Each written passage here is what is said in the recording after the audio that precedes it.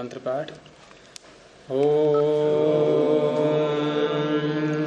सहना भवतु सहनौ भुनक्तु सह वीर्यं करवावहै तेजस्विनावधीतमस्तु मा विद्विषावहै। ओम शांति शांति शांति। व्याकरण की प्रथमा वृत्ति की कक्षा में 22वीं कक्षा में आप सभी का स्वागत है। वृद्धादेज की सिद्धियों में जो उदाहरण आ रहे हैं उनमें से आज हम अंतिम उदाहरण को देखेंगे और ये भी तिङन्त का ही उदाहरण है। अब तक हमने तिङन्तों में किस किस को सिद्ध किया? अचैषीत, अचैषीत अनैषीत तो दोनों एक जैसे ही हो गए और थोड़ा सा भेद करते हुए अलावीत इसको सिद्ध किया, अपावीत भी ऐसा ही था। और ये जितने उदाहरण तिङन्त के आए अब तक, तो तिङन्त भिन्न भिन्न लकारों के रूपों को कहते हैं। तो यहां कौन से लकार के रूप थे ये अब तक? लुंग लकार के। अन्य किसी लकार को यहां पर अभी नहीं लिया गया है। तो आगे भी जो उदाहरण आ रहा है ये भी लुंग लकार का ही है। और ये क्या है? अकारशीत। अकारशीत का अर्थ क्या होगा?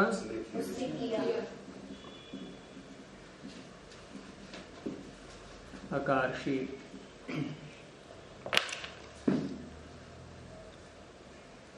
और इसमें मूल धातु जिसको हम धातु पाठ से लेकर के आते हैं वो है डुक्रिय करणे।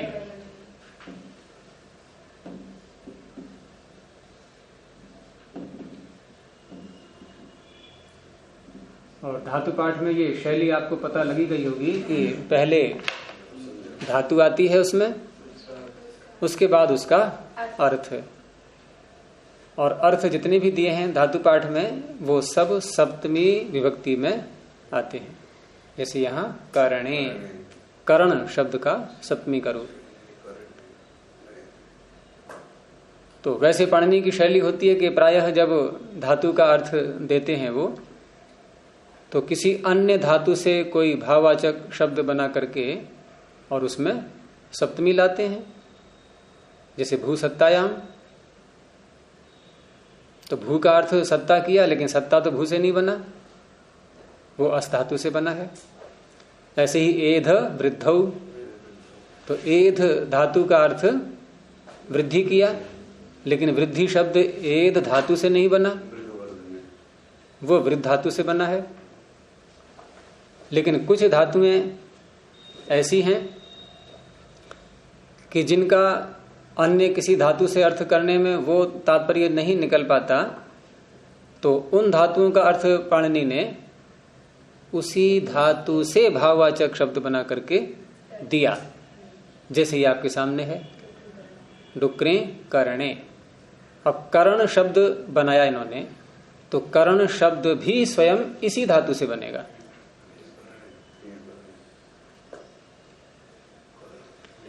और पीछे जो हमने देखा कि अन्य धातु से जो अर्थ करते हैं वहां भी आपको एक शैली और मिलेगी इनकी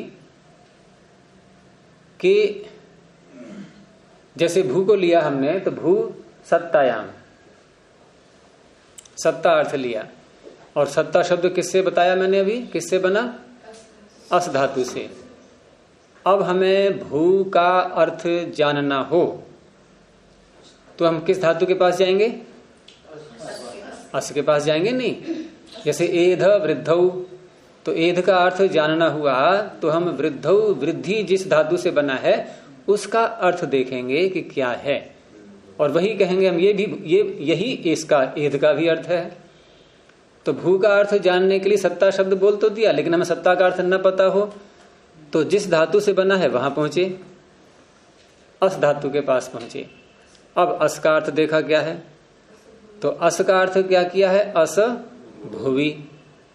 अब भुवि में जो भू शब्द है, भू, ये भू धातु से बना है। जैसे किसी ने पूछा कि सोहन का घर कहाँ है, कि जहां मोहन का घर है, मोहन के घर के सामने। अब उसको उसका भी नहीं पता था, तो कि मोहन का घर कहाँ है, सोहन के घर के सामने। दोनों का कहाँ है? तो यहां कैसे निर्णय हुआ? जिस भू का अर्थ जानने के लिए हम कहां पहुंचे, अस धातु के पास, और अस ने कहां पहुंचा दिया हमें, फिर भू के पास। तो हम तो फिर यूं के यूं ही रह गए, जानकारी नहीं हो पाई। तो ऐसे भी कुछ धातुएं हैं जो आपस में एक दूसरे के अर्थ को बताती हैं। लेकिन यहां बिल्कुल ही वैसा है कि यहां उसी धातु से उसी का अर्थ डुक्करी करने। तो 3 तरह की शैलियां हो गई है। तो उसमें हम जब वेद मंत्रों के अर्थ करते हैं तो वहां कभी कभी बहुत विस्तार हो जाता है ऐसे ही, और बहुत व्यापक अर्थ निकलते हैं मंत्रों के। जैसे हम तदे जति, तन्नई जति, तद्दूरे, तद्वंतिके, तो एजरी धातु का अर्थ करें, कितने अर्थ निकल आएंगे। एजरी कंपन है। अब कंपन किससे बना, कपि चलने, और कपि का अर्थ क्या है, चलन।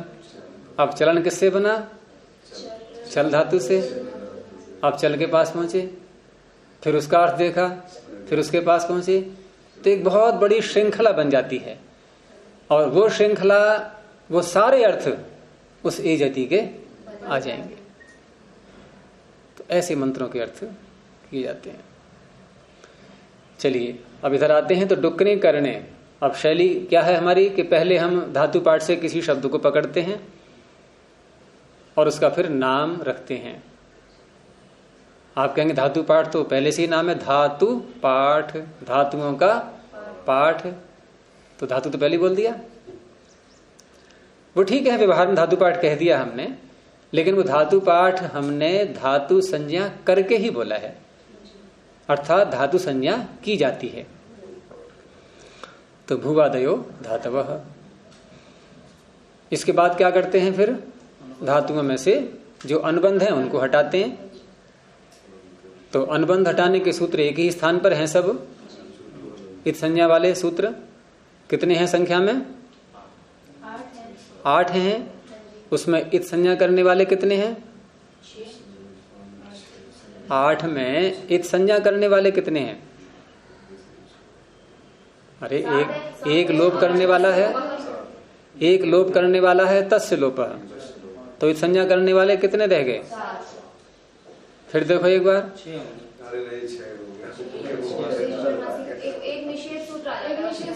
एक तो बाधक बना बैठा है, एक रोकने वाला है, तो 6 करने वाले हैं। उन 6 में पुस्तक निकाल लो सामने, सूत्र सामने रखो, जिससे कोई बाधा न पड़े समझने में। प्रथम अध्याय और पाद 3 और प्रारंभ से ही चलता है ये। उसमें एक सूत्र हटा दो केवल, भुवादयो धातवः। ये हमने लगा ही लिया, अभी काम इसका भी कर लिया। तो उपदेशे जनुनासिक इत, यहां से ये इत संज्ञा प्रारंभ हो जाती है, और लशक्व तद्धिते तक ये चलती रहती है। और तस्लोपः इन सब से जुड़ा हुआ है कि जिस जिसकी इत संज्ञा होती जाएगी उसका लोप होता जाएगा। अब जो इस विषय से परिचित हैं वो जब सुनते हैं इन बातों को तो कि क्या आचार्य जी वही बातें सब बता रहे हैं, नई बात नहीं बताते कोई। लेकिन जो नहीं है परिचित उनको आवश्यक भी लगता है ये बताना। तो जिनको पहले से परिचय है वो थोड़ा धैर्य रख लें। तो यहां इत संज्ञा के इन सूत्रों में आपको भी कुछ नई बातें मिलेंगी, ऐसा नहीं है कि इत संज्ञा के इन सूत्रों में, इनके रहस्य को बता रहा हूं मैं अलग अलग, कि यहां दो प्रकार के अनुबंध मिलते हैं हमें, एक अच, दूसरे हल। दो प्रकार के अनुबंध हैं। उन दो प्रकार के अनुबंधों में जितने भी अच के रूप में अनुबंध हैं उन सबकी इत संज्ञा करने वाला एक ही सूत्र है। इसलिए जब भी किसी अच को हमें हटाना हो तो हमें कौन सा सूत्र लगेगा ये नहीं सोचना होता है, एक ही है, एक ही में कौन सा, इसकी आवश्यकता नहीं, चुनना नहीं है आपको उसमें कि बहुत सारे हैं उसमें से कौन सा, वो एक ही सूत्र है, उपदेशे जनुनासिक इत। उपदेशे अच अनुनासिक इत, चार पद हैं इसमें कि उपदेश में जो अनुनासिक अच है उसकी इत संज्ञा होती है। और उपदेश किसे कहते हैं बता ही दिया, 5 ग्रंथ हैं, अष्टाध्यायी, धातुपाठ, उणादिकोश, गणपाठ, लिंगानुशासन। और उपदेश कहने का तात्पर्य है कि मूल अवस्था जो शब्द की है, जिस शब्द को पाणिनि ने अपने सूत्रों में, अपने ग्रंथ में पढ़ा है, वो उसी रूप में है जब तक, तब तक वो उपदेश अवस्था है। और परिवर्तन करके हम उसको लाए हैं, उसको उपदेश अवस्था नहीं बोलेंगे, वो विकृत अवस्था हो गई और उपदेश है मूल अवस्था। तो धातु पाठ में ये मूल अवस्था में ऐसा ही तो है, जैसा हमें दिखाई दे रहा है ये उपदेश अवस्था में धातु पाठ में ऐसा ही है। तो ये अभी हमारे सामने उपदेश अवस्था है और ये उपदेश है आप आगे के अन्य सूत्र में भी ले जाएंगे। तो इस तरह से स्वरों की, अचों की संज्ञा करने का एक सूत्र हो गया। अब आई बारी हल की। हल की संज्ञा करने वाले कई सूत्र हैं, एक से अधिक हैं। और उन सूत्रों में अब दो प्रकार के सूत्र, एक ऐसे सूत्र हैं जो केवल एक वर्ण की इस संज्ञा करते हैं, जैसे हलंत्यम और शह प्रत्ययस्य चुटु लशक्व तद्धिते। कितने हो गए?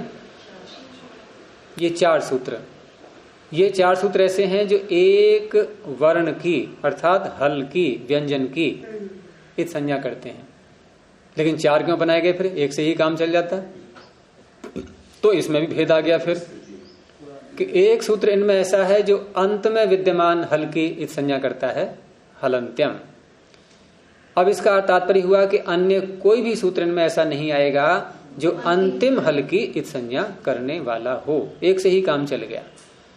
अब जहां कहीं भी हमें किसी शब्द में, धातु में, प्रत्यय में अंतिम हल कोई दिखाई दे रहा हो और वहां हमें इस संज्ञा करने के सूत्र पर विचार करना हो तो एक ही सूत्र है बस, हलंत्यम। ज्यादा नहीं सोचना है, उसी से होगा। अब आप सोचा कि संज्ञा के तो कई सूत्र हैं, पता नहीं और कोई न लग जाए यहां पर, तो कोई चिंता नहीं करना, कोई नहीं लगेगा और एक ही है इसके लिए नियुक्त, वही करेगा ये कार्य। तो इस तरह से यहां जब यकार की संज्ञा करेंगे, ये अंत में आ रहा है या नहीं, तो एक ही सूत्र है, अंत में भी आ रहा है और हल भी है ये। क्योंकि अंत में आ रहा हो और अच हो तो फिर अन्य सूत्र वही है, उपदेश जन्नासिक वो लगेगा। तो यहां हल अंत्यम से इसकी संज्ञा हो गई, तस्लोप से लोप हो गया। अब यहां हलंत्यम जिन हलों की संज्ञा करता है अंत में विद्यमान, उन हलों में से कुछ की नहीं भी करनी है पाणिनि को, तो थोड़ा सा उसकी व्यापकता को थोड़ा कम करने के लिए अगला सूत्र बनाया, न विभक्तौ तुस्माह। और ये प्रतिबंध कहां लगाया जाएगा? तो सूत्रकार ने सूत्र में स्वयं बता दिया, विभक्तौ। विभक्ति में ये प्रतिबंध लगेगा। और विभक्ति एक इनका पारिभाषिक है, शब्द है, संज्ञा शब्द है ये। और संज्ञा विभक्ति जिनकी की गई है वो एक निश्चित प्रत्यय है, ठीक है। उसमें सुप और तिंग तो प्रसिद्ध हैं ही। सुप और तिंग 21 और 18 ये जो प्रत्यय हैं इनका नाम क्या होता है? विभक्ति। कुछ और भी हैं विभक्ति, उसको फिर कभी बताएंगे। सुप और तिंग तो स्पष्ट समझ ही लेना है कि ये सब विभक्ति कहलाते हैं। तो इन विभक्तियों में यदि कहीं पर अंत में 7 वर्णों को लिया गया है, तवर्ग 5 हो गए, तुस्माह तवर्ग, सकार और मकार, ये यदि आएंगे तो इनकी संज्ञा नहीं होगी, इनको रोक दिया गया है। ये इसका कार्य हो गया। इसलिए हम सु औजस अमौड इत्यादि में सकार की, मकार की, भ्याम, भ्यस, इसमें सब में आ रहे हैं अंत में तो इसकी संज्ञा नहीं करते। अब आगे जो सूत्र आ रहा है, ये सूत्र ऐसा है जो 2-2 वर्णों की एक साथ संज्ञा करता है, क्योंकि अन्य जितने भी सूत्र हैं संज्ञा के 6 सूत्रों में से 5 सूत्र ऐसे हैं जो एक एक वर्ण की करते हैं, जिसमें कि उपदेश जन्ना से भी आ गया, हलंत्यम भी आ गया, और शह प्रत्यस्य चुटु लशक तद्धिते, ये 5 आ गए ना। उपदेश जन्ना से कि हलंत्यम 2 ये हो गए, और शह प्रत्यस्य चुटु और लशक तद्धिते 3 ये हो गए। ये एक एक वर्ण की करते हैं। और आदिर इटुडवह ये 2-2 की करता है, उसमें एक अच है और एक हल है, ठीक है। और ये कब करेगा इन 2-2 की? जब ये प्रारंभ में आएंगे किसी शब्द के, वो चाहे धातु हो या अन्य कोई शब्द हो। तो यहां धातु में प्रायः मिलते हैं ये। तो ये जो जिनकी संज्ञा कर रहा है 2-2 वर्णों की, वो कौन कौन से हैं? ई, टू और डू। ई, टू, डू, यहां पर ई की मात्रा, ट पे छोटी ऊ की मात्रा और ड पर भी। और ये कहां करेगा? ये आदि में आएंगे तब। आदिर ई टू डवह, यहां देखो यही स्थिति तो है। ये शब्द है, हमने लिया धातु पाठ से, और इसके आदि में क्या आ रहा है? डू। तो ये सूत्र लगेगा नहीं लगेगा? ये कह रहा है उपदेश अवस्था में यदि किसी शब्द के प्रारंभ में ई, टू, डू इनमें से कोई भी आ जाए तो उसकी इत संज्ञा हो जाएगी। तो इसकी संज्ञा यहां पर होगी। अब यहां कोई शंका करे कि यहां टू शब्द से टवर्ग क्यों नहीं ले सकते? क्योंकि कु, चू, टू, तू, पू हम जब उकार लगाते हैं, क, च, ट, त, प में जब उकार लगा देते हैं तो ये किसका ग्रहण कराता है? अपना भी ग्रहण कराता है, और अपने अन्य साथी जो 4 और हैं उनका भी ग्रहण कराता है। और ये बात कौन बताता है? ऊ लगा देने से ये अन्य अपने साथियों का भी ग्रहण कराएगा। ये अधिकार किसने दिया इसको? तो अण उदित सवर्णस्य च अप्रत्ययः, पहले ही पाद में है ये, देखना हो देख लो निकाल के। अनुदित सवर्णस्य च प्रत्ययः मिल गया तीसरे कॉलम में। अनुदित सवर्णस्य प्रारंभ में ही होगा, मिला। अण और उदित 2 प्रकार के शब्द लिए गए हैं इसमें। अण प्रत्याहार में आने वाले वर्ण, और उदित, उदित का अर्थ क्या है?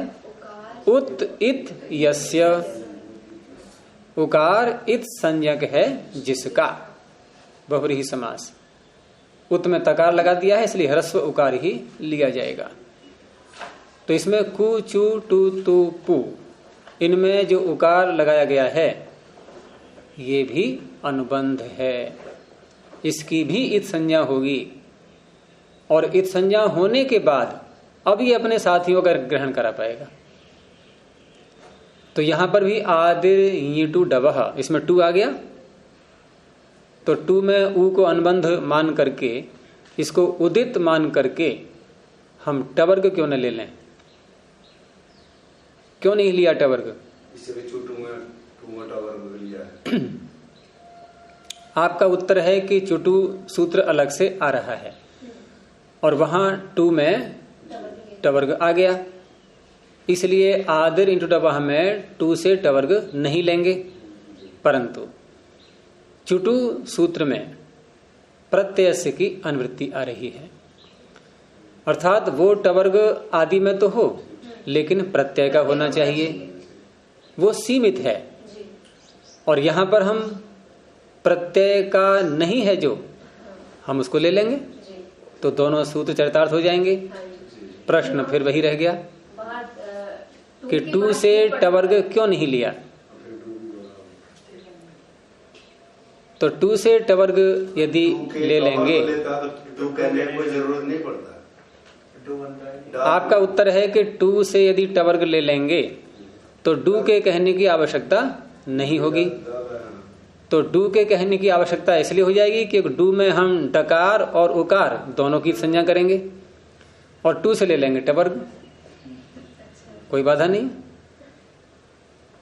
टू से टवर्ग लेकर के हम जहां केवल डकार आएगा किसी धातु से पहले उसको हटा देंगे, और डू कह करके डकार और उकार दोनों को हटा देंगे। क्या अंतर है? दोनों का कार्य अलग अलग हो जाएगा, दोनों का प्रयोजन पृथक पृथक हो गया। तो यहां कुछ समाज के नियम यहां भी लागू होते हैं। भाई कोई दो व्यक्ति आए और दोनों कहें आपस में हम मित्र हैं, साथ साथ हमने देखा है कई बार उनको रहते हुए, तो साथ साथ देखा है तो हम कहते हैं ना आपस में ये दोनों मित्र हैं। और मित्र को क्या बोलते हैं संस्कृत में? हालांकि मित्र शब्द भी संस्कृत का ही है, और क्या है इसका पर्यायवाची? सखा। सखा किसे कहते हैं? सखिए, सखायाम।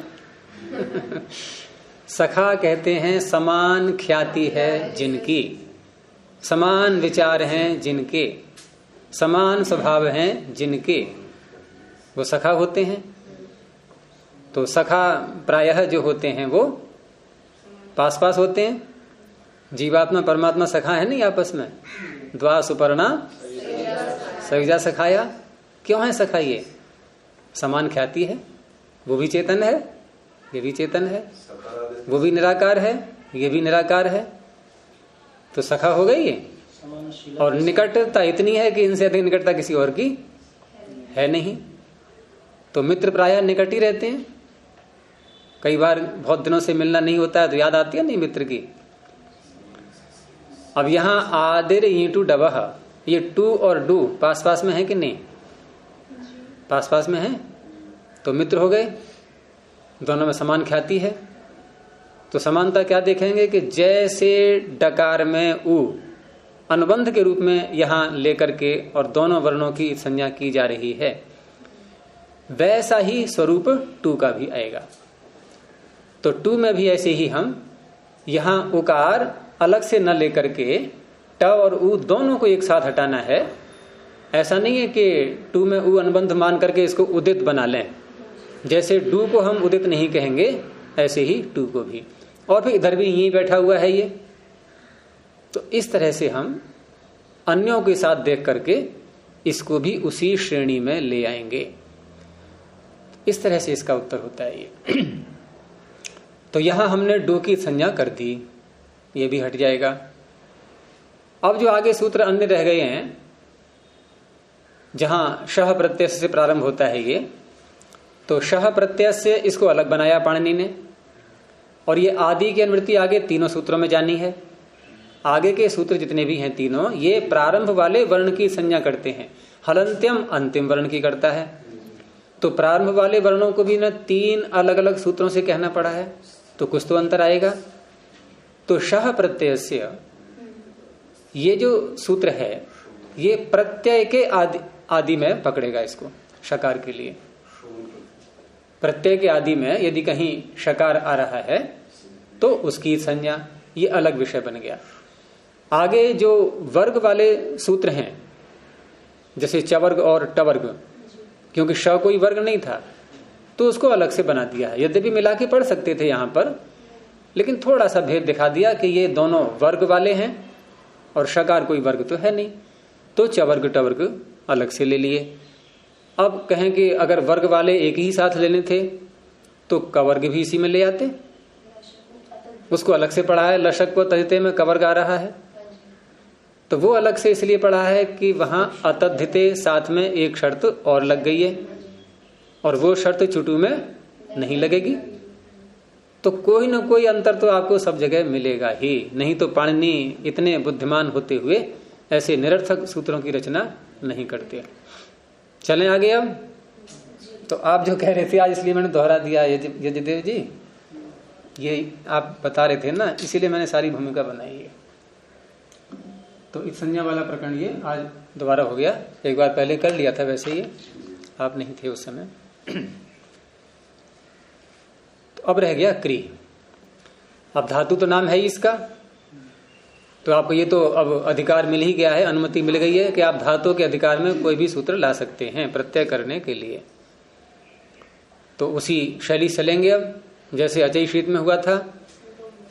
अब संक्षेप में ले लो थोड़ा सा आगे कि लुंग लकार आया है, लुंग लकार लाते ही चिली लुंगी, चिली आना ही है लुंग पर रहते, और चिली आते ही चिली के स्थान पर सिच भी होता है। दोनों सूत्र पास पास में ही हैं, चिली लुंगी चिले सिच। तो इस तरह से अब स्थिति हो गई क्री और चिली और आगे लुंग।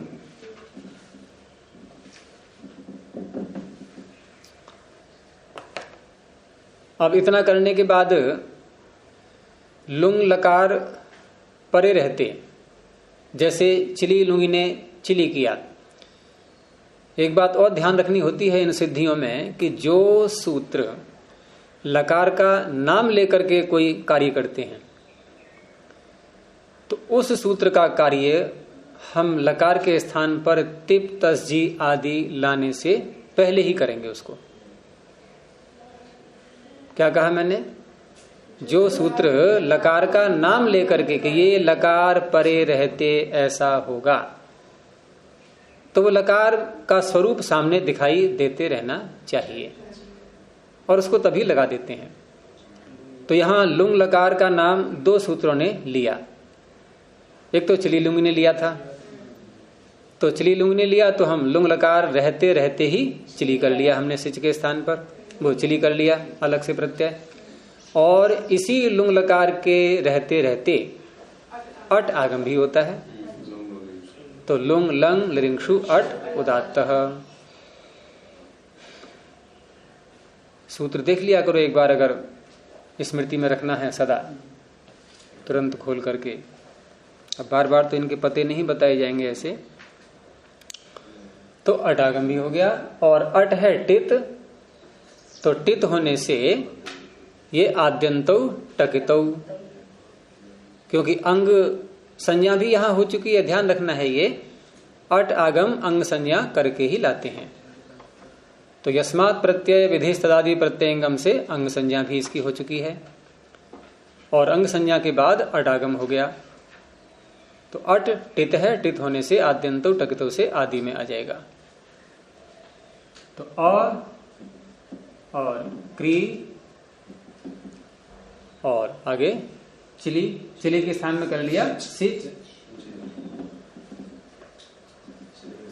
अब जो आगे लुंग है ये, अब क्योंकि लुंग को मान करके होने वाले कार्य वो सब हो चुके हैं। चिली प्रत्यय होना था वो हो गया लुंग को मान के, अडागम करना था वो भी कर लिया। अब लुंग में अनुबंध हटाएंगे, पहले ngकार हलंत्यम, उकार उपदेशे जनुनासिक इत, दोनों हट गए, लकार रह गया। जब अकेला लकार रह जाएगा, और उससे पहले एक बात और जो पीछे कई बार आ चुका है कि जब भी लकार लाते हैं, जैसे लुंग सूत्र से लकार लाए थे, तो उसी समय ये भी निर्णय कर लेते हैं कि हम लकार कर्ता भाव या कर्म किस में ला रहे हैं। ये शैली सर्वत्र रहेगी। जब भी हम किसी तिङंत का रूप बनाएंगे तो ये सदा ध्यान रखना है कि लकार लाते ही कर्ता कर्म और भाव का निर्णय वहीं कर लेना चाहिए।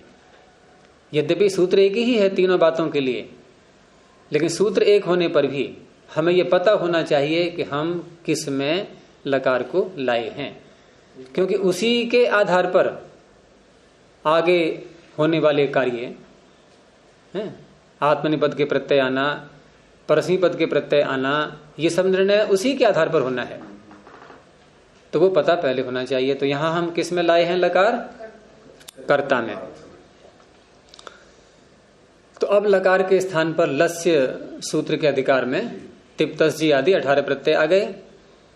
उसके बाद उनकी छटनी करते हुए पहले लह परस्मी पदम, उसके बाद शेषाद कर्तरी परस्मी पदम, फिर तिंगस त्रीणि त्रीणि प्रथम मध्यमोत्तमा, और उसके बाद द्वय की ओर नहीं, उसके बाद फिर एक वचन शेषे प्रथम, और शेषे प्रथम के बाद तान्येक वचन द्विवचन बहुवचनान्येकशः, और उसके बाद द्वय की ओर द्विवचन एक वचने। यहां तक इतने सूत्र ये सब पीछे आ चुके हैं। ये ला करके लकार के स्थान पर आ गया टिप।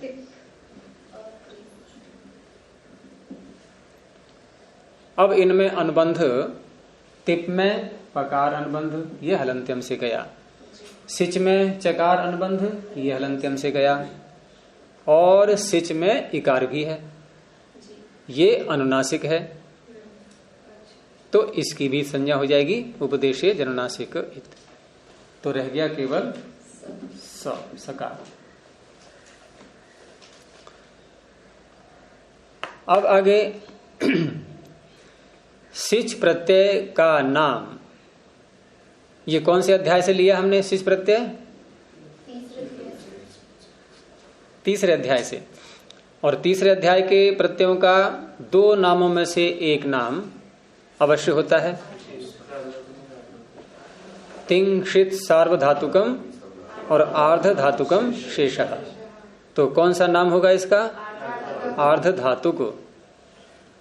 और स्वयं का स्वरूप कैसा है इसका? आदि वर्ण को लेकर के इसको क्या बोलेंगे? वलादि। वल आदि में है इसके, सकार वल में आता है। और वलादि आर्ध धातु कोई भी प्रत्यय हो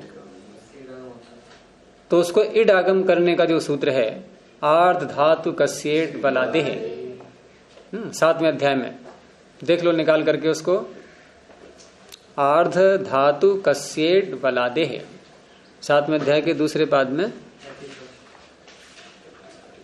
35वां, प्रथम कॉलम में ही 35वां सूत्र बीच में लगभग। तो आर्ध धातु कस्य इट वलादे है, अंगस्य का अधिकार चल रहा है। अंग संबंधी वलादि आर्ध धातुक को इट का आगम होता है। और यह सामान्य सूत्र है, यदि कोई रुकावट करने वाला सूत्र नहीं आ रहा है तो ये अपना इट आगम, अपना कार्य अवश्य करेगा।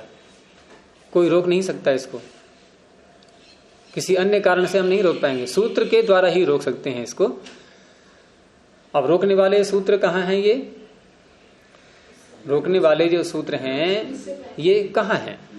तो ये इससे पहले आ चुके हैं, पृष्ठ पीछे को पलट लें और चौथे कॉलम में ये प्रकरण प्रारंभ होता है नेड वशीकृति, यहां से। और नेड वशीकृति के आगे क्या है सूत्र?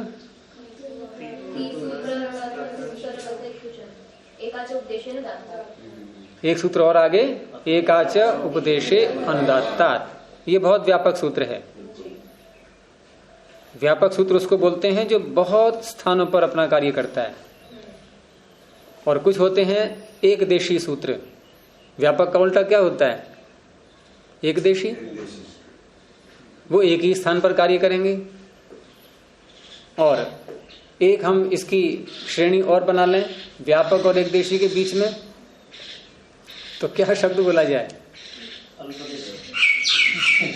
संकुचित कह लो, थोड़ा सिकुड़ा हुआ। अब संकुचित से ये थोड़ी अर्थ निकलेगा एक ही जगह लगेगा, लगेगा 3-4 जगह लग जाएगा, ज्यादा में ज्यादा क्या ऐसे ही है। लेकिन व्यापक तो खुला होता है, फिर खुली छूट है उसको, बहुत धातुएं ले लेगा, वो बहुत शब्दों को ले लेगा। तो इस तरह से सूत्र ये अपना कार्य करते हैं। तो यहां एकाच उपदेश अनुदात्तात्, इसका कहना यह है कि उपदेश अवस्था में, मूल अवस्था में जो धातुएं एक अच वाली हैं, एकाच, और दूसरी शर्त क्या है, एक अच वाली होने पर भी जो अच है उसमें वो अनुदात्त होना चाहिए, उदात्त और स्वरित न हो। तो ऐसी अनुदात्त एकाच जो धातुएं हैं, इसमें पंचमी है, तो उनसे उत्तर इट आगम नहीं होता। इसने ये नहीं बताया कि इट आगम किसको नहीं होता, यह है बताने की आवश्यकता, क्योंकि इडागम किसको होता है ये तो आर धातु का सेट बुलाते अपना कार्य कर ही रहा है। नहीं होता ये बात कब कहनी पड़ेगी, जब होने वाला कार्य हो रहा हो। कोई कर रहा होगा सूत्र तभी तो कहेंगे नहीं होता, और कोई करने वाला ही ना हो तो कहेंगे नहीं होता। तो जब इस सूत्र से पूछा गया कि तू निषेध तो कर रहा है इडागम नहीं होता, लेकिन किसको नहीं होता ये नहीं बताया तूने, तो ये क्या उत्तर देगा कि ये उससे पूछो जो कर रहा है। ये मैं क्यों बताऊं, ये उससे पूछो जो कर रहा है, तो करने वाला कौन है, तो बता रहा है किसको होता है, किसको होता है रंगता, इडागम किसको होता है, वलादि आर्ध धातुक को, ये उसने बता दिया। अब यहां सूत्र को अगर हम अपने और सरल करके उसको बोलें तो आप जोड़ लो उस बात के लिए, अब कोई बात नहीं है कि उपदेश में जो धातुएं एकाच और अनुदात्त हैं उनसे उत्तर वलादि आर्ध धातु को इडागम नहीं होता। ये हो गया। अब कोई ये कहे कि इस अर्थ में ये वलादि शब्द कहां से ले आए, अनुवृत्ति कहां से आ रही है, तो इधर से नहीं आ रही अनुवृत्ति, उस तरह से अर्थ बनेगा इसका कि जो प्राप्त करा रहा है वो बलादी को ही करा रहा है, तो उसको नहीं होता। अब ये धातु कैसी है फिर उपदेश में, अब ये देखना होगा, क्योंकि हमारे सामने धातु है क्री, और क्री से उत्तर ये सिच, ये आर्ध धातुक वलादी आर्ध धातुक है, तो सामान्य रूप में तो डागम की प्राप्ति हो ही रही है यहाँ पर। लेकिन अब इसको देखना है कि ये धातु उदात्त है या अनुदात्त है, तो हम कहाँ देखेंगे, उपदेश में। उपदेश कहाँ है, धातु पाठ, तो वहां देखो निकाल के। अब धातु पाठ भी रखा करो सब लोग, जिसके पास ना हो तो मुझे बता देना कितने चाहिए हैं? तो यहाँ धातु पाठ में जहां डुक्रीकरण पढ़ा है पाणिनि ने, वहीं साथ में लिख दिया है अनुदात्त, तो इसीलिए लिखा है कि यहां इडागम को रोकना है पाणिनि को, नहीं तो आर्ध धातु कसेट बुला दे तो कर ही देगा। अच्छा, जब ये अनुदात्त हो गई और आर्ध धातु कसेट बुला दे है, इससे प्राप्त इडागम को रोक दिया गया, एकाच उपदेशे अनुदात्ता सूत्र ने रोक दिया, तो करिष्यति करिष्यतः करिष्यन्ति यहां कैसे हो गया? यहां तो हम बोल रहे हैं रम ई करिष्यति, तो रम ई कहां से आ गया? क्योंकि इडागम तो नहीं होना चाहिए। वो है इसमें, इसमें वो है, अच्छा इसलिए नहीं हुआ। यहाँ के लिए विधान है। हाँ, यहाँ विधान है इसलिए नहीं हुआ, इसलिए होगा। कितने सुंदर सुंदर उत्तर हैं, हैं संतोषजनक उत्तर। तो यहाँ इडागम देखो होता क्या है कि कोई सूत्र उत्सर्ग आया, जैसे आर्ध धातु कसेट बलादे है, ये सूत्र कैसा है? उत्सर्ग माने सामान्य सूत्र, और इसका अपवाद क्या हो गया? एकाच उपदेशे अनुदात्ता, इसने इसके कार्य को रोक दिया। ठीक है, अब इसने इसके कार्य को रोक दिया, अब इसके भी कार्य को यदि कोई रोकेगा तो क्या करेगा वो? इसके कार्य को यदि कोई रोकेगा तो क्या करेगा वो? इडागम करेगा या नहीं करेगा? इसके कार्य को रोकने का अर्थ क्या है? इडागम का निषेध न होने देना, अर्थात करना। तो इसके कार्य को रोकने के लिए कोई और सूत्र ही तो आएगा, क्योंकि एकाच उपदेशे अनुदात्तात ने तो आर्धातु कसेट उलादे को रोक दिया। अब आर्धातु कसेट उलादे की ये सामर्थ्य तो है नहीं कि जो ये सूत्र कह रहा है उसका विरोध कर पाए। तो इसका विरोध करने के लिए, इसका अपवाद सूत्र, इसको रोकने के लिए कोई और सूत्र बनाना पड़ेगा पाणिनि को। और काम वही करने जा रहे हैं जो कि आर्धातु कसेट उलादेह कर रहा है। काम वही करना है उनको, लेकिन वो काम करने के लिए उन्हें और सूत्र बनाना पड़ेगा या नहीं?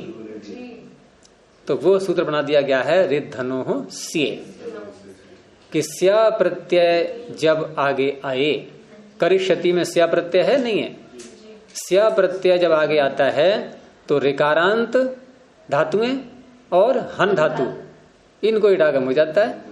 तो ये ऋकारांत है कि नहीं है? हो जाएगा करिष्यति। नहीं तो क्या बनता? अब क्या बनता? कहीं सजाई बना करके कभी प्रयोग ही नहीं आएगा तो सोचोगे क्या? बना तो सकते हो क्या, लेकिन उसका कोई प्रयोग ही नहीं मिलेगा। तो इस तरह से रिद्धनोः स्ये से होगा। वहां पर ये विषय थोड़ा बदल गया था, फिर वहीं आते हैं। तो एकाच उपदेश अनुदात्तात ने सिच को प्राप्त इडागम रोक दिया। ये कार्य इसका यहाँ पूरा हो गया। तो अब इट नहीं करना है, बस इतना है। यानी करना कुछ भी नहीं हुआ। एक प्राप्ति आई थी, एक समस्या आई थी, उसको टाल दिया गया है बस। तो ये सिद्धियों में समस्याएं आएंगी आपको समय समय पर। अब कोई कहे कि ये समस्या लाई ही क्यों गई थी, लानी ही नहीं चाहिए थी, हटानी पड़ी, कि पहले कपड़े गंदे करो और फिर साफ करो। तो गंदे ही मत करो ना, उसको साफ रखो पहले से। तो समय समय पर समस्याएं तो आती हैं, समाज में ही देख लो आप। लेकिन आती है तो निराकरण भी तो करते हैं उनका। तो निराकरण करने वाले भी सूत्र हैं, समस्या लाने वाले भी सूत्र हैं, सब प्रकार के हैं। तो कोई नया कार्य तो हुआ नहीं अभी तक। इडागम जो प्राप्त हो रहा था उसको रोका है बस केवल अभी। अब यहां वृद्धि वाला कार्य करेंगे। तो वृद्धि वाला कार्य करने के लिए, क्योंकि सिच प्रत्यय आगे आ रहा है, तो सिच परे रहते जो वृद्धि का प्रकरण है ये 7वें अध्याय के और प्रारंभ में ही, पाद के प्रारंभ में ही सूत्र सिचि वृद्धि ही परस्मयी पदेषु, दूसरे पाद का पहला ही सूत्र। यहां से ये वृद्धि का प्रकरण चल रहा है।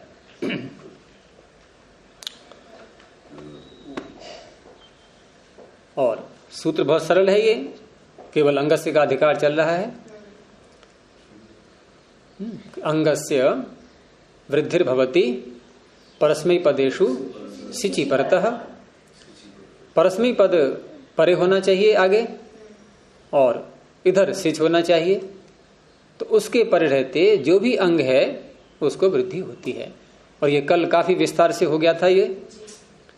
और यहां पर फिर किस तरह से हम संगति लगाएंगे, क्योंकि अंग हमारे सामने है क्री, तो कहां करेंगे वृद्धि? तो एको गुण वृद्धि, कि जहां ये बताया न जाए कि किस वर्ण को वृद्धि होती है, पर्टिकुलर वर्ण का नाम न बताया जाए, तो वहां ये परिभाषा अपना काम करती है कि अनिर्दिष्ट जो वृद्धि और गुण किए जाते हैं कहीं पर, कि किसको होने हैं ये बताया न जाए, तो वहां पर एक शब्द पहुंच जाता है। और ये पहुंच करके अब अर्थ क्या बनेगा, क्योंकि साथ में फिर ये न विधिस तदंतस्य भी लगा देंगे। तो इगंतस्य अंगस्य वृद्धिर्भवति परस्मै पदेषु सिचि परतः। अब इगंत अंग पकड़ेंगे तो इगंत अंग है क्री। यदि धातु होती यहां पर लिख धातु, लिख अक्षर विन्यासे। अब लिख धातु के आगे हम सिच प्रत्यय ले आए तो सिच वृद्धि परस्मै पदेषु लगेगा या नहीं लगेगा? है? मैंने केवल एक सूत्र का नाम बोला अभी कि सिच वृद्धि परस्मै पदेषु लगेगा, और इसको हम पाणिनि इको गुणवृद्धि सूत्र न बनाते तो ये इगंत से अर्थ निकलता क्या? भाई वृद्धि जहां हो सकती है ऐसे करके हम खींचतान करके अर्थ करते, तो वृद्धि हो सकती है जहां ला में ई है उसको हो जाएगी, ठीक है, अंत में नहीं, जहां मिला वहां हो जाएगी। जब करनी ही है वृद्धि तो जहां संभव है वहां हो जाएगी।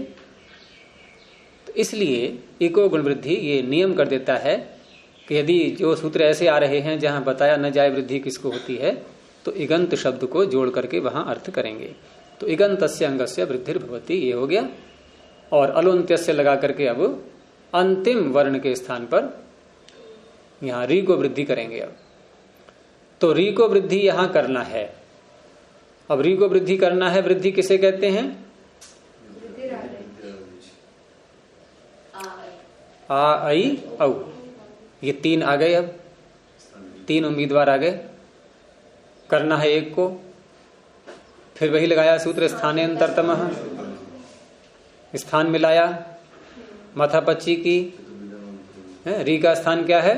मूर्धा, और मूर्धा वाला एक भी नहीं है वहां। आ आई औ, एक कंठ है, एक कंठ तालु है, एक कंठ ओष्ठ है। अब क्या करेंगे? हो गई नहीं समस्या? अब या तो तीनों बारी बारी से हों, हैं? जैसे कहीं कोई मैच हो रहा हो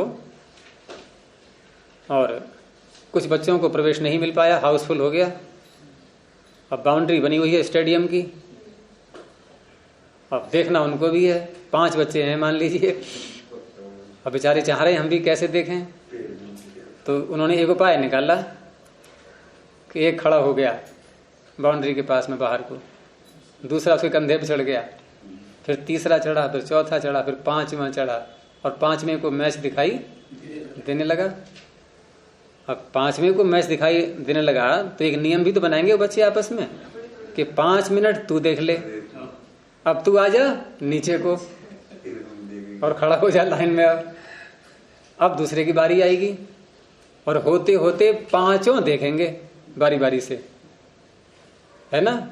एक को देखने को मिल नहीं पा रहा है, तो यहां कोई एक आ जाए, ये तो निर्णय हो नहीं पाया, तो तीनों ही तो आएंगे। अब तो तीनों कैसे आएंगे? बारी बारी से, कि एक बार तू आ जा, फिर मैं आ जाऊंगा, फिर मैं आ जाऊंगा, ऐसे करके यही तो होगा। फिर मायावती भर की होती तो दूसरा नंबर देती है, नहीं चली जाती मैं तो जा रहा हूँ, मायावती को मना कर दिया था।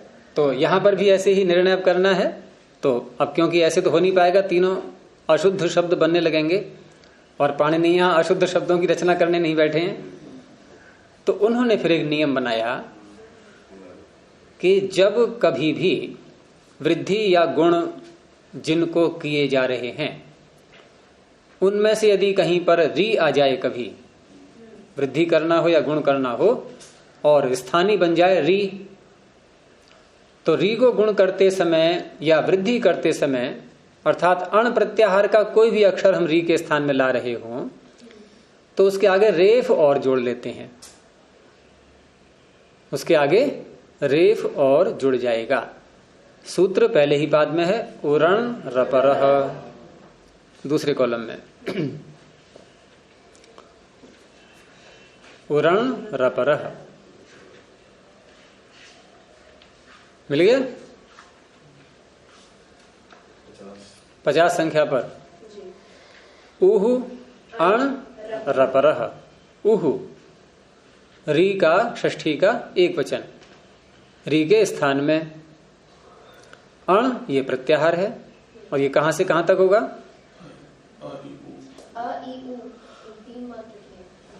केवल 3 आएंगे इसमें, लण सूत्र का णकार नहीं लेंगे, केवल 3 आएंगे, अ ई उ।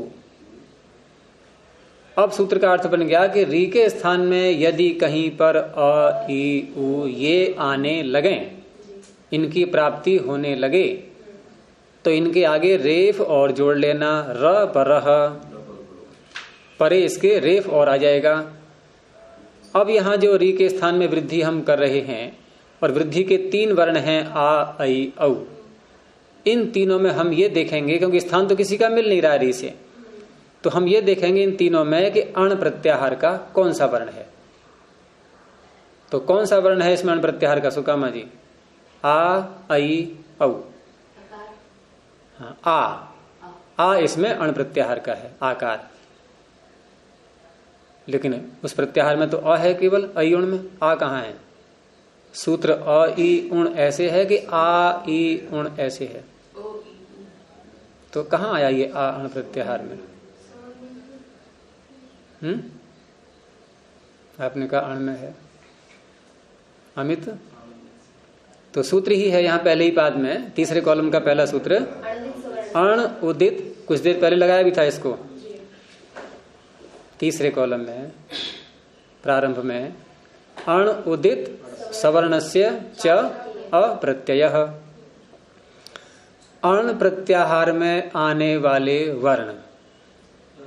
ये किसका अर्थ कर रहा हूं मैं? सूत्र सामने है, कहाँ है? अण प्रत्याहार में आने वाले वर्ण और उदित जिनमें उ की संज्ञा करते हैं हम, ये क्या करते हैं? ये क्या इनको विशेष अधिकार दिए गए हैं कि ये अपना तो ग्रहण कराएंगे ही और अपने सवर्णस्य, अपने समान वर्ण वाले का भी ग्रहण कराएंगे। अच्छा, अपना ही ग्रहण कराएंगे, ये अर्थ कहां से आ रहा है? पीछे इसके सूत्र है स्वम रूपम, स्वम रूपम वहां से ले लो, अपना भी रूप ग्रहण कराएंगे ये और सवर्णस्य, लेकिन प्रत्यय में नहीं आने चाहिए, अप्रत्यय, अप्रत्ययस्य। प्रत्यय, अगर प्रत्यय में यदि कोई अण प्रत्याहार का वर्ण आ रहा है, जैसे हमने सूत्र बोला कर्मण्यण, तो कौन सा प्रत्यय है? अण प्रत्यय। अण, और अण प्रत्यय का हमने अणकार हटा दिया, अनुबंध क्या रह गया? अ, और ये अ कौन से प्रत्याहार में आ रहा है? अण प्रत्याहार में, अयुण में आ गया नहीं अ, तो ये अपने परिवार वालों को भी ले आएगा, इनके आ प्रत्यय भी होने लगेगा या नहीं? तो इसने क्या कह दिया सूत्र ने? अप्रत्ययस्य, प्रत्यय को छोड़कर ये अपना कार्य करेगा। प्रत्यय में यदि ह्रस्वकार है तो ह्रस्वकार ही रहेगा, दीर्घ आकार है तो दीर्घ आकार ही रहेगा, लेकिन उससे भिन्न अवस्था में यदि कहीं पर अण प्रत्याहार के वर्ण आएंगे तो अपने सवर्ण का भी ग्रहण करेंगे। अब सवर्ण किसे कहते हैं, ये प्रश्न? सवर्ण किसे कहते हैं? ये प्रारंभ में ही सूत्र है, तुल्यास्य प्रयत्नम, भाई जिनका मुख के अंदर स्थान और प्रयत्न समान हो उन्हें कहते हैं सवर्ण। तो अ का स्थान और आ का स्थान और प्लुत का भी स्थान, इनका प्रयत्न सबका समान। कौन सा प्रयत्न? ये कौन सा स्थान? कंठ है। प्रयत्न कौन सा? प्रयत्न कौन सा?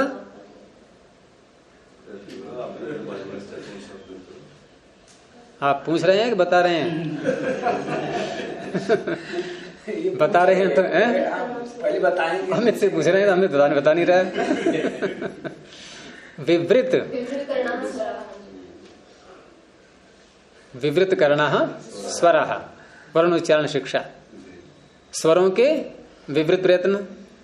लेकिन उसके आगे ही सूत्र एक और भी तो है, संवृतस्त्वकार, आकार तो समृत होता है, तो अयुण में जो आकार है ये तो समृत हो गया। अब समृत आकार है तो प्रयत्न समान कहां रहा? ये दीर्घ आ का ग्रहण कैसे करा देगा? उसी के लिए सूत्र है अष्टाध्यायी का अंतिम सूत्र, अष्टाध्यायी का अंतिम सूत्र ये कहता है कि आकार भले ही समृद्ध है लेकिन व्यवहार काल में, बोलते समय, परंतु जब सिद्धियां कर रहे हो तो वहां इसको विवृत ही मानना है, नहीं तो ये सवर्ण संज्ञा नहीं हो पाएगी। तो लगा कुछ पाणिनि की बुद्धि का पता? तो इस तरह से यहां पर ये जो अ है ये अपने परिवार का भी ग्रहण करा लेगा। तो उरण रपरह सूत्र ने ये जो कहा कि अण प्रत्याहार का कोई वर्ण री के स्थान में यदि करेंगे तो वो रेफ उसके आगे और जुड़ जाएगा, और यहां हम री के स्थान में ला रहे हैं आ, आई, औ। तो अब ये आ अण प्रत्याहार में आ गया या नहीं? कैसे आया? हैं? घूम घाम के हैं? तो यहां अणदित सवर्ण से चा प्रत्यय है, सूत्र की सहायता लेकर के आया है, अनुमति लेकर के आया है उससे। तो अब इसमें तीन जो वर्ण है आ ऐ औ, इसमें से अण प्रत्याहार का है केवल आ, तो आ के आगे रेफ जुड़ेगा बस। अब क्या बना वृद्धि का स्वरूप? आर ऐ औ। अब ये बने तीन है वृद्धि, आर ऐ औ। आर में रेफ जोड़ा इसलिए कि री के स्थान में आए तीनों ये, तो इसमें थोड़ी वृद्धि कर दी गई है और वृद्धि नाम भी है उसका। तो आर ऐ औ। अब इनमें से हम देखेंगे स्थानीय अंतरतम सूत्र लगा करके किससे मेल खा रहा है। तो आर का स्थान क्या हो गया? कंठ और मूर्धा। ऐ का कंठ और तालु, औ का कंठ और उष्ठ। तो कौन सा मिला? कंठ और मूर्धा वाला। कंठ और मूर्धा। ये ठीक है, कंठ अतिरिक्त है, लेकिन मूर्धा तो आ गया, कुछ तो हुआ, पीछे तो कुछ भी नहीं था पहले। तो इस तरह से री के स्थान पर वृद्धि हो गई आर, तो क्या बन गया ये? कार।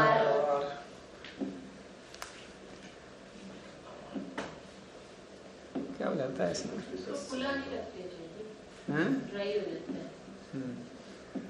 तो ये हो गया कार, ठीक है। इधर ये है आ, आगे ती है ये।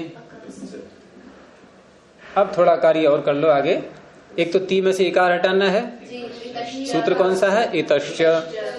तो ये हो गया तकार केवल। और ये तकार जब ऐसा हो गया तो ये क्या हो गया? बेचारा। इसके साथ ही सारे उड़ा दिए गए, पहले पकार को उड़ा दिया, फिर इकार को उड़ा दिया, अकेला ही तो रह गया ये असहाय बेचारा। तो क्या बोलते हैं बेचारे को? अपृक्त। ये हो गया अपृक्त।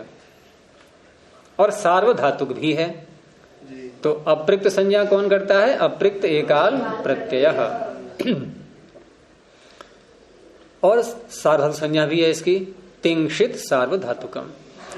तो अपृक्त सार्वधातुक जब परे होता है अस धातु से उत्तर या सिच से उत्तर, तो उसको ईट आगम हो जाएगा। अस्ति सिचो पृक्ते।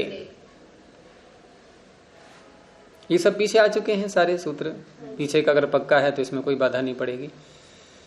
तो अस्ति सिचो पृक्ते से यहां पर ईट आगम हो गया, और ईट टित है इसलिए आद्यंतो टकितो, ये इधर बैठेगा। अब ये जो सकार है ये किससे उत्तर है? कल भी यही बात पूछी गई थी। रेफ से उत्तर। रेफ से उत्तर है जी।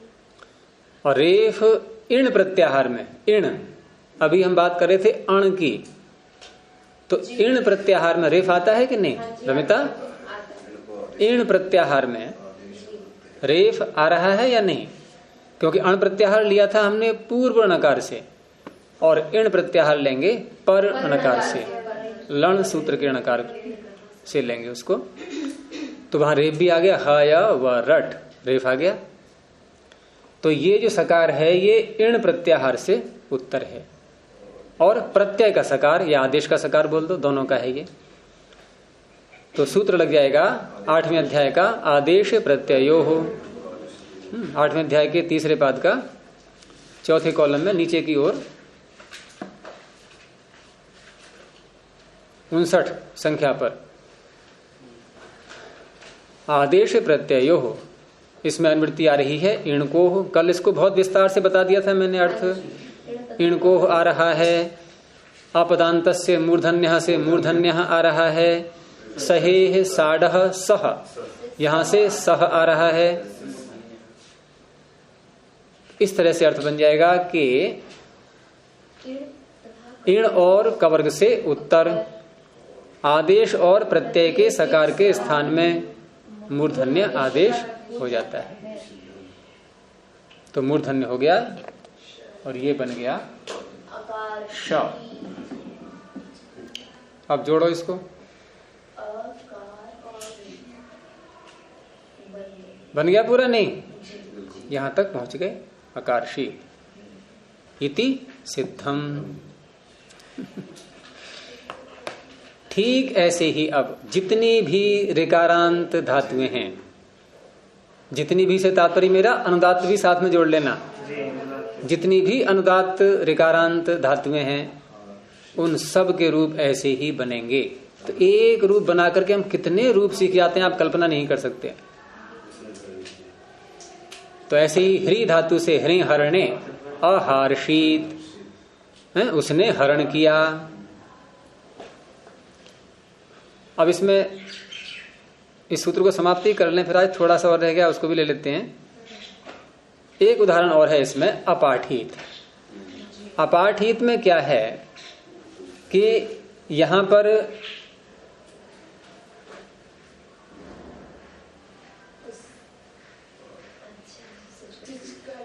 इसमें हम केवल धातु बदलेंगे और धातु क्या है, पठ व्यक्तायाम वाची। तो ठा में से अ हटा देंगे पहले, अनुबंध उपदेश जनना से कहित। और ये ठ में जो अनुबंध है, पीछे मैंने बताया था कि जब हम किसी धातु में से अच रूपी अनुबंध को हटाते हैं तो वो अच कितने प्रकार का हो सकता है, क्या बताया था, कौन बताएंगे? गड़बड़ हो गया तो एक ही उत्तर और है बस, अब कोई ज्यादा सोचना भी नहीं है। ये नहीं तो ये सही है ना। भाई हमने कहा कि प्रत्यय सार्थक है कि आधातुक है, कि आधातुक है। अच्छा गड़बड़ हो गया, तो दूसरा एक ही तो रह गया, उदात्त अनुदात्त ही होगा। और कोई सब सहमत हैं इससे? इस उत्तर से सभी सहमत हैं? हैं? सब उल्टा कर दिया। तीनों हैं, उदात्त अनुदात्त स्वरित। और अगला वाक्य मेरा था कि जो स्वर बच जाते हैं धातु में वो दो तरह के होंगे। क्या पूछा गया था आपने? जिस अच की हम इत संज्ञा करते हैं धातु में वो अच तीन प्रकार का हो सकता है, और जो अच रह जाता है जो अनुबंध नहीं है वो दो प्रकार का होता है। तो ये ठ में से अ हटाया हमने, बात इसकी हो रही थी ये उदात्त है, अनुदात्त है या स्वरित है, क्या है? नहीं, इनमें से एक होगा। ये कैसा है? ये उदात्त है। और उदात्त होने से हम उदात्त न माने थोड़ी देर के लिए, हम अनुदात्त मान लें तो क्या परिणाम निकलेगा? सारे प्रत्यय आत्मनिपद के आएंगे, फिर वो इसमें नहीं आने वाले। अगर हम स्वरित मान लें इसको तो उभय पद बन जाएगी धातु, ये वो भी नहीं है ये, इसलिए उदात्त है। तो धातु कैसी है? उदात्तेत। अब रही बात प में अ की, ये उदात्त है या अनुदात्त है? ये दो में से एक होगा। इसकी सरल पहचान नोट कर लो आज, कि किसी धातु में विद्यमान अच, विद्यमान का अर्थ समझ गए, जो अनुबंध नहीं है। किसी धातु में विद्यमान अच यदि उदात्त है या अनुदात्त है तो इसकी पहचान कैसे करेंगे? उसके लुट लकार का रूप देख लो क्या है। किसी धातु में विद्यमान अच उदात्त है या अनुदात्त है, इसकी पहचान लुट लकार के रूप को देख करके होती है। लुट लकार पता है? यदि लुट लकार में इट आगम दिखाई दे रहा है तो धातु उदात्त है, और लुट लकार में इट आगम नहीं दिखाई दे रहा है, मैंने लिट का नाम नहीं लिया, ध्यान रखना, नहीं तो करिष्यति में धोखा खा जाओगे। क्री धातु को भी आप क्या कहने लगोगे? फिर उदात्त कहने लगोगे। और लुट का रूप क्या बनता है क्री का? कर्ता है वहां पर इट। तो ये पक्की पहचान है ये, कि लुट लकार का रूप देख करके हम ये देखें कि वहां पर इट आगम है या नहीं है। इट आगम नहीं है तो अनुदात्त, इट आगम है तो उदात्त। अब फिर वही प्रश्न, ये जो प में अ है ये उदात्त है या अनुदात्त है? ये उदात्त है। कैसे पता लगा? लुट लकार में, लुट लकार का रूप बनता है इसका पठिता, पढ़ेगा, पढ़ने वाला नहीं, पढ़ेगा, वह पढ़ेगा, सह पठिता। तो पठिता में ठ में अ दिख रहा है, नहीं, इडागम दिख रहा है, इसलिए ये उदात्त है। तो उदात्त है, तो अब ये तो निश्चय हो गया कि यहां पर एकाच उपदेश अनुदात्तात नहीं लग पाएगा। वो इडागम जो करेगा आर धातु कस्यट वलादे उसको नहीं रोक पाएगा। समझ आ गया? जैसे आकार शीत में हमने इडागम को रोका कि नहीं, यहां नहीं रोक सकते अब, क्योंकि ये अनुदात्त नहीं है, इसलिए बताया मैंने।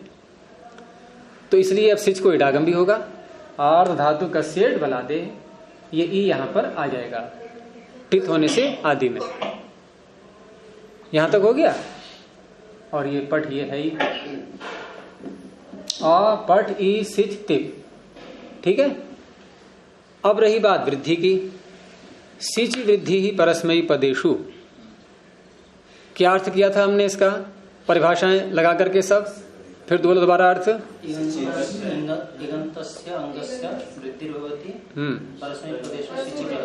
क्या ये सूत्र लग रहे हैं? परस्मी पद भी है, सिच भी परे है, परंतु इगंत अंग नहीं है, तो ये तो गया काम से, ये तो लगना नहीं है। वृद्धि यहां भी करनी है, तो पाणिनि क्या करेंगे? अब कोई और सूत्र लाएंगे? तो यहां जो सूत्र है उसी प्रकरण में निकालो, 7वें अध्याय के दूसरे पाद में ही, जहां ये सिच वृद्धि परस्मी पदेशु प्रारंभ का सूत्र है, पहला ही सूत्र दूसरे पाद का, वहीं थोड़ा सा आगे बढ़ जाओ और सूत्र है वद व्रज हलन तस्याचः, और ये भी बहुत व्यापक सूत्र है। जैसे सिच वृद्धि बहुत लगता है, ये भी बहुत लगता है। और यदि देखा जाए तो इस प्रकरण में, इस वृद्धि के प्रकरण में, प्रकरण लंबा है थोड़ा सा, इस प्रकरण में यही दो सूत्र यही मुख्य हैं, एक सिच वृद्धि और दूसरा वद व्रज। अब इस सूत्र का अर्थ मैं अभी सामान्य बता रहा हूं, दोबारा जब कभी ये सूत्र आएगा तो इसका विशेष अर्थ बताऊंगा। फिर अभी समय कम है मेरे पास में, तो सामान्य अर्थ पकड़ लो पहले कि वद व्रज दो धातुएं ये, और हलंतस्य, हलंत जितनी भी धातुएं हैं, अंग, अंग का अधिकार चल रहा है, यहां धातुएं ही ली जाएंगी। क्यों? क्योंकि सिच का प्रकरण है, और सिच कभी भी प्रातिपदिक से आता नहीं, धातुओं से ही आते हैं ये, इसलिए हम बोल देते हैं कि धातु, यद्यपि धातु का अधिकार नहीं कोई, यहां अधिकार है अंग का। तो वद व्रज ये दो धातुएं और हलंत धातुएं, इनको वृद्धि होती है, इनके अच को वृद्धि होती है। वद व्रज हलंतस्य अचः, इनके अच को वृद्धि होती है। कब होती है? पीछे सारा वही प्रकरण आ रहा है, परस्मयी पद होना चाहिए, सिच परे होना चाहिए, वो दोनों बातें हैं। अब यहां वद व्रज क्यों पड़े हैं हलंत कहने पर भी? क्योंकि वद व्रज भी हलंत हैं, ये बाद में बताएंगे फिर कभी। तो ये धातु कैसी है? हलंत, ठीक है। इसके अच को, कौन सा अच है इसमें? पा में अ, इसको वृद्धि हो जाएगी। क्यों? परस्मी पद भी है, सिच भी परे है, तो इसको वृद्धि क्या होगी? अब तो बहुत सरल है, आ को वृद्धि क्या हो सकती है? आ, तो क्या बन गया? पा, अपा, ठीक है। और ये ईट का ई, ये सिच का सकार, और ये ईट भी आना है यहाँ अस्थि सिचो प्रत्यय से, और ईट और ईट के बीच में सिच आता है तो क्या हो जाता है उसका? किसमें लोप किया था हमने पीछे? अलावीत अपावीत, कल आ चुका है ये, तो ये हट गया और ये दोनों जुड़ करके ई ही रहा। अकह सवर्णे दीर्घ, ये भी लगा लिया था कल। अब क्या बन गया? ये अ, और ये पाठ, और ये ई, और ये त, क्या बन गया? अपाठित, उसने पढ़ा। तो इस तरह से अपाठित जैसी पता नहीं कितने रूप बनेंगे, बहुत सारे रूप हैं ये। तो ये भी व्यापक सूत्र है, वद व्रज हलंतस्याचः।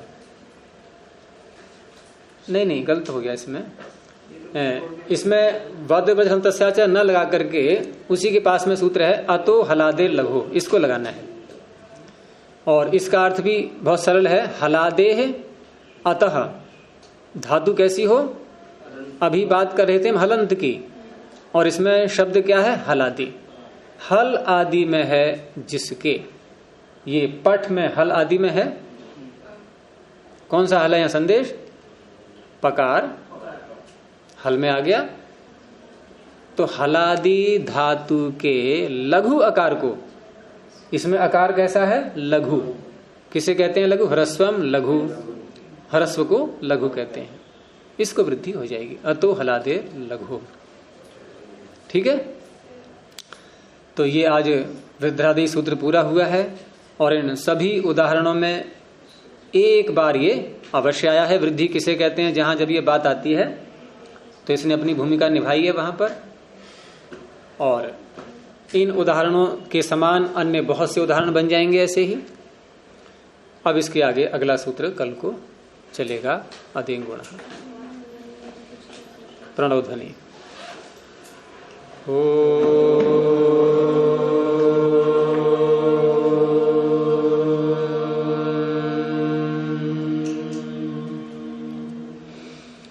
ओ